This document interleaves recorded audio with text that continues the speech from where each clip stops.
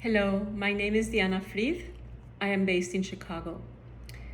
I selected an artwork to share that is not by me. It is by the late Russian artist or Soviet artist, Vladimir Mayakovsky, and it is called How Our Verse is Made.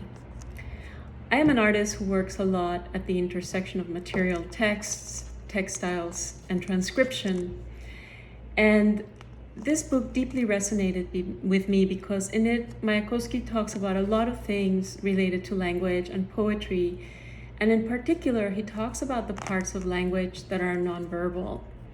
For example, he talks about rhythm and rhyme as the materials of language. And there's one section in particular that I want to read to you, where he says, "Rhythm is a fundamental force, the fundamental energy of verse. You can't explain it. You can only talk about it as you do about magnetism or electricity."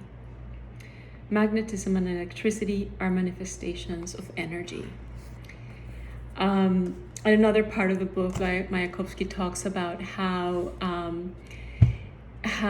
the rhymes are made of a material that are stronger than the materials of the other lines. And so that relationship between material and language is something that I explore in my own practice. What does the X in Latinx mean? Well, I like the question. I don't have an answer.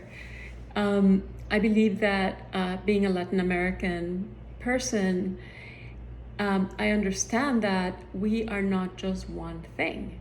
We are many, many different things.